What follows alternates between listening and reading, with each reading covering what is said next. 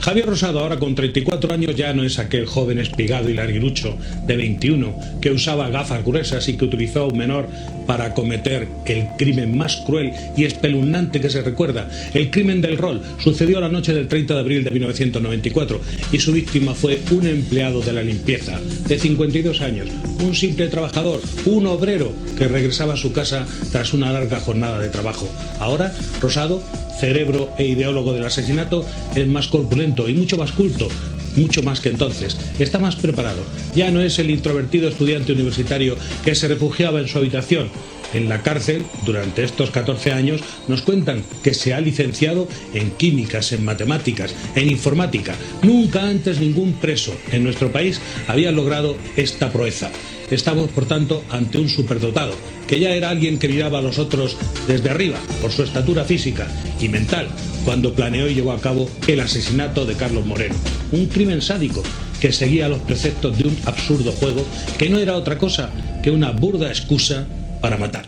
Javier Rosado tuvo la macabra idea de escribir un relato detallado del asesinato que había cometido. La policía no daba crédito a tanta sangre fría. 6 páginas de un espeluznante diario donde describía con lujo de detalle lo acontecido en la madrugada del 30 de abril del año 94. Rosado y su amigo Félix, un menor de edad, salieron a jugar una partida letal, armados con cuchillos y protegidos por guantes de látex. No querían dejar huella. Primero, el juego les marcaba que la víctima tenía que ser una mujer y al menos 2 se salvaron de puro milagro. Después de medianoche, la víctima tendría que ser, según el juego, un hombre de mediana edad, bajito y calvo. Eligieron a un trabajador que esperaba el autobús en el barrio de Manoteras de Madrid. Se acercaron como si se tratara de un atraco y de repente comenzaron a darle cuchilladas. Le asestaron 19 puñaladas en una agonía que se prolongó durante más de un cuarto de hora. Según la variante del juego del rol que Rosado había inventado, debía ser él quien acabase con la vida de la víctima y ésta debía padecer un enorme sufrimiento. Así se hizo e incluso metió la mano por una de las heridas de la garganta y le arrancó las cuerdas vocales. Con ese desprecio intelectual tan suyo, de sabiondo y empollón, reflejó la agonía en su diario. Nada de piedad ni de arrepentimiento, solo desprecio. Escribió: hay que ver lo que tarda en morir un idiota. Beatriz de Vicente, ilustre abogada y experta criminóloga. Beatriz, este crimen labró una mala fama a los juegos de rol. ¿Piensa usted que tienen la culpa los juegos de rol? No, ni mucho menos. Creo que fue un elemento elegido por los autores como podía haber sido cualquier otra cosa. En modo alguno los juegos de rol tienen por qué ser un componente criminógeno, ni mucho menos como cualquier otro juego.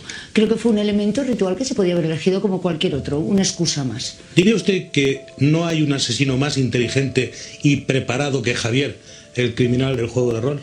Creo que la casuística criminal española no nos ha ofrecido un perfil criminal tan interesante como el del señor Javier Rosado. No así el de su compañero, que podríamos decir tenía un poco la posición del inducido. En cambio, Javier Rosado era el inductor, en este caso, de la acción. Y desde luego diré que es un perfil apasionante, que por cierto fue muy discutido en el ámbito judicial. Por una parte se defendió que era un psicótico profundo, un esquizofrénico, que tenía desdoblamiento de personalidad, aunque finalmente, ya bien lo sabe mi compañero, se estableció que era un psicópata anético, desalmado, un Aníbal Lecter. Hay quien se asombra porque ha estudiado 3 carreras en prisión, pero nadie parece darse cuenta de que ahora que sabe mucho más, puede ser todavía más peligroso. Hombre, yo quiero pensar, el fin último de la pena en este país es la rehabilitación y la reinserción. Quiero pensar que este sujeto tiene las posibilidades de reinsertarse como cualquier otro. No es menos cierto que su perfil criminológico es bastante preocupante, su capacidad de rehabilitación, como todo psicópata de este tipo, y sobre todo de reinserción, son bastante complejas. Lo habitual es que se perfeccionen, criminalmente hablando, que eviten ser cogidos en una nueva acción. Tal y como usted lo recuerda, ¿es uno de los más brutales?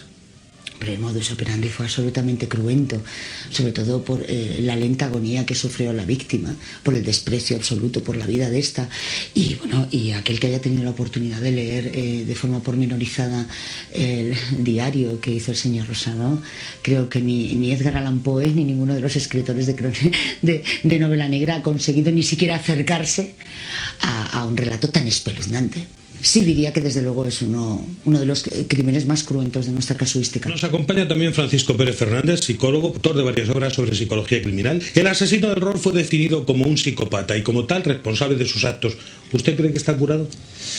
Hombre, es difícil. Vamos a ver, según los estudios, son muy refractarios al tratamiento este tipo de pacientes y además solamente que se sepa suelen tener resultado en un 20% de los casos. Entonces el pronóstico es, en este caso, muy reservado, ¿no? Yo no lo tendría claro. Sabe que en aquel concurso de peritos que fue en realidad el juicio, hubo psiquiatras que le suponen más de 30 personalidades distintas y desde luego una psicosis. Si fuera al final un psicótico, ¿sería mejor que tener a un gran psicópata criminal en la calle? Si fuera un psicótico nos habría ido mucho mejor, básicamente porque estaría todavía en un psiquiátrico penitenciario y tardaría mucho tiempo en salir. ¿Usted qué opina? ¿Que estamos ante un psicópata asesino o ante un perturbado mental? Estamos ante un psicópata asesino claramente, sobre todo él mismo en el juicio se delató cuando dijo, oiga, después de haber dicho muchas veces yo no recuerdo nada, fue mi otra personalidad, tal, luego dijo, oiga, que el cuchillo pequeño lo llevaba yo, ¿no? Dio una precisión, un detalle que sí le dejó muy mal. Antes de continuar, veamos lo que sucedió la madrugada del 30 de abril de 1994. Después de descartar a muchas personas que no se ceñían al perfil que buscábamos, encontramos a aquel hombre esperando el autobús. Era perfecto. Un pobre desgraciado. De no haber estado ahí en ese momento no le hubiera pasado nada, pero así es la vida. Nos acercamos a él y como estaba fumando, Carlos le pidió fuego. ¿Tiene fuego? Yo me quedé detrás suyo. Entonces fue cuando le cogí por detrás, agarrándole con mi brazo por el cuello. Le clavé el cuchillo por la espalda y Carlos, para debilitarle, le empezó a pinchar todas aquellas que eran por la fila. Empezó a llamarnos hijos de puta, hijos de puta, hijos de puta. Yo tiré de él hacia el descampado mientras le iba clavando el cuchillo por la espalda. No paraba de gritar como un cerdo. Nos caímos por un terraplén. Intentaba huir, pero no podía, se caía. Le cogí otra vez por detrás para que Carlos pudiera matarle. Pero no se moría. Era espantoso. Lo que tarda en morir un idiota. De las heridas le salía mucha sangre. Pero ninguna herida parecía importante. Solo le distraían del verdadero peligro que era yo. Como la tenía agarrado, le clavé el cuchillo en el cuello. Entonces mi mano se encontró con la brecha que tenía abierta en el cuello y metí mi mano por ella y empecé a desgarrarle, arañándome las manos en mi trabajo. Hacía ruidos, como si estuviese haciendo gárgaras. Le dije a Carlos que le cortara la cabeza para que callara de una vez. Pero el hueso era muy duro. Luego por fin dejó de hacer ruidos. Miré a Carlos, que estaba lleno de sangre, que repetía que aquello era acojonante. Nos dimos la mano. Me dio mucha rabia. ¿Crees que está loco? No poder... ¿O es muy listo? No poder... El genio y la locura están muy próximos. Después decidí buscar una verdadera víctima, según las instrucciones de razas. Prefería matar a una mujer, pero si no era posible me daba igual. Una anciana, un niño. Solo los fuertes deben vivir. Rosado era un joven larguirucho, desmadejado, muy inteligente pero un tanto abandonado y metido hacia adentro. Necesitó de un menor de edad, Félix, para que le ayudara a matar. ¿A usted le parece que tenía completamente seducido a este joven? Sí, bueno, además tienen un punto narcisista importante, eso bien lo podrá decir mi compañero, y son muy ególatras, con lo cual necesitaba prácticamente un fan, no necesitaba realmente para su actividad criminal de un compañero, pero sí de alguien que de algún modo, porque él era un chico efectivamente muy introvertido, muy alejado de su entorno social, con lo cual sí que necesitaba de alguien que de algún modo le halagara, pero por enardecer ese punto que te digo narcisista. De todas formas, Paco, creo que se habrá dado cuenta a estas alturas que probablemente fue su gran error trabajar con un compañero que finalmente fue quien le delató. Javier Rosado, el de las 3 carreras, fue condenado a 42 años de prisión y a indemnizar a la familia de la víctima con 25 millones de las antiguas pesetas. La esposa y los 3 hijos de Carlos Moreno no han visto todavía un duro. Y lo peor es que el asesino de su padre ya está en la calle. Hija de la víctima. Hola, ¿qué tal está? Hola, buenas tardes. ¿Está usted bien, Paloma? Bueno, llevándolo. ¿Cómo se siente usted y su familia al ver que el asesino de su padre ya está en libertad?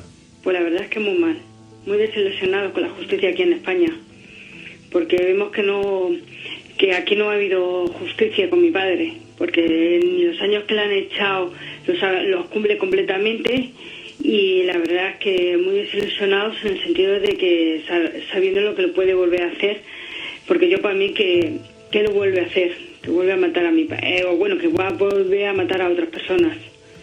¿Piensa que es lo justo lo que está ocurriendo o van a tomar alguna medida legal para impedirlo?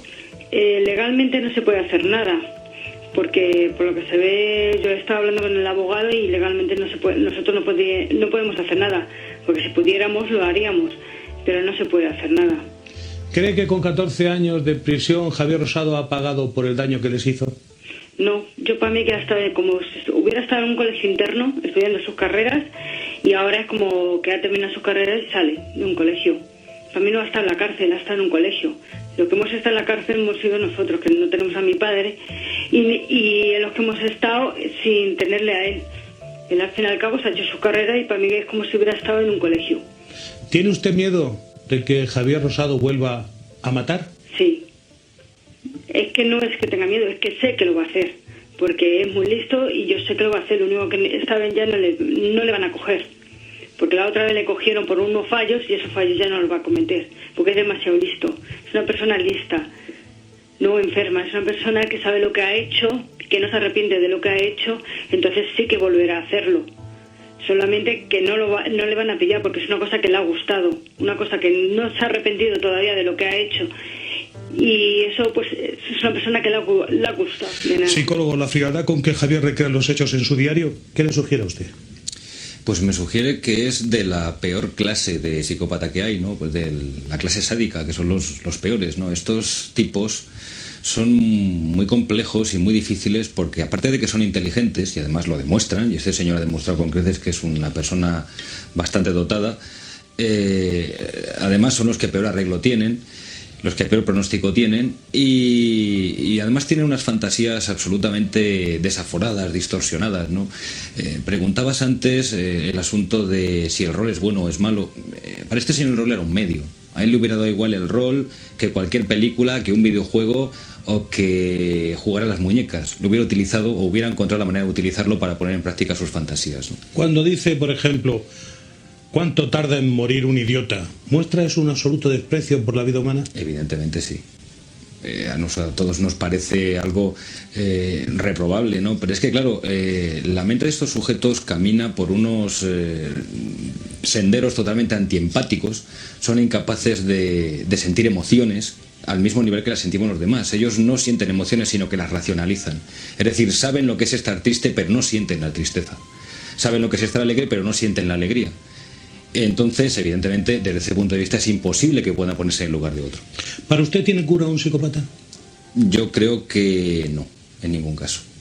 ¿Cree que un individuo como Javier Rosado podría volver a matar cuando se vea totalmente libre? Se sabe por estudios que se han realizado que a medida que estas personas se van haciendo mayores, su furia asesina disminuye. Parece ser allí estudios que hablan de una maduración cerebral más lenta, y que a medida que van creciendo ese cerebro de ellos alcanza una maduración más elevada. Pero no dejan de ser estudios que no tienen una comprobación clara, ¿no? Sea como fuere, sí que es cierto que encontrar psicópatas, sádicos, asesinos de este nivel de más de 50 años es bastante complicado, es difícil, ¿no? Alguno hay, pero es muy raro. ¿Y si vuelve a engancharse a los juegos de rol y a querer llevarlos a la realidad? Insisto en que yo creo que el rol para él obró como medio, no como fin. De todas maneras, me decía antes Beatriz de Vicente que parece que dentro de la cárcel ha seguido jugando. Bueno, se defendía. Sus partidas. Uno de los psiquiatras que le peritó a lo largo de la causa judicial defendía que tenía un trastorno psicótico profundo, una esquizofrenia con desdoblamiento de personalidad. Antes hablaba con mi compañero de mesa que, bueno, ese concepto incluso está muy desacreditado dentro de la comunidad científica, la existencia o no del desdoblamiento de personalidad, pero este insigne psiquiatra defendía que el señor Rosado seguía jugando dentro del centro penitenciario, incluso conviviendo con 30 personalidades en su cabeza. Insisto que la comunidad científica pone en duda la posibilidad de que un sujeto mantenga 2 personalidades íntegras, no digo yo ya 30. En todo caso, a mí me gustaría hacer un pequeñísimo apunte muy rápido al respecto de la psicopatía, bien definida antes mi compañero, caracterizada por la falta de empatía. Pero por favor, aclaremos a los televidentes que el 90% de psicópatas no delinquen jamás. Son el padre tirano, el jefe cacique, el amigo manipulador, pero no igualemos psicopatía a delincuente, ni mucho menos. Hay un determinado tipo de psicópatas que delinquen, y cuando delinquen son peligrosísimos. El tipo anético, el tipo sádico, el explosivo, pero todos conocemos psicópatas y no son necesariamente delincuentes. Vamos a darle al psicólogo un dato para que lo valore. Parece ser que Javier Rosado pidió al juez llevarse a la cárcel su juego de rol Razas para perfeccionarlo. ¿Usted cree que tenía más ganas de jugar? Yo es que creo que Javier Rosado nunca ha dejado de jugar al rol. Para él esta experiencia, incluso durante el juicio, estuvo anotando todo lo que sucedía alrededor de él en el juicio. Y es curioso, leí el otro día un recorte de prensa en el que una periodista le preguntó ¿por qué anota usted todo esto? Y Javier Rosado lo dijo, no, es que voy a incorporarlo a mi juego, ¿no? Es decir, este señor alrededor de ese juego, de esa fantasía que ha construido, ha montado una especie como de obra vital y sigue trabajando en ella. Y yo creo que esta experiencia de sacarse las carreras, estar en la cárcel, como ha dicho antes la hija de la víctima, como si estuviera en un internado y tal, para él forma parte de ese juego que él sigue montando, ¿no? Qué interesante, como para reparar en todo. Javier Rosado fue considerado inductor del crimen, uno de los peores de su clase, y condenado a 42 años de cárcel. Ahora su buen comportamiento en prisión le ha valido ya algunos permisos y, una vez cumplidas 3/4 partes de la pena, la concesión del tercer grado penitenciario. ¿Se ha hecho justicia en este caso? Javier Rosado duerme solo en una celda por recomendación de los psicólogos. Su facilidad para las matemáticas le ha permitido dar clase a otros reclusos. Es una especie de modelo de buen comportamiento, pero no es un profesor de matemáticas, sino un asesino. ¿Ha hecho méritos para quedar en libertad? ¿Qué pasa con los informes que lo calificaron de psicópata incurable? ¿Supone un peligro en la calle? ¿Para qué se condena a un criminal a 42 años de cárcel si en realidad solo cumple 14? Lo analizamos con detalle, aunque ahora conectamos con la redacción. Al ser detenido, Rosado no mostró arrepentimiento por sus actos y se vanagloriaba de su hazaña. Incluso le pidió permiso al juez para llevarse el macabro juego de rol a la celda y seguir allí con su particular diversión. Después, los años en prisión han hecho que Javier Rosado se refugiara en los libros, convirtiéndose en un estudiante superdotado.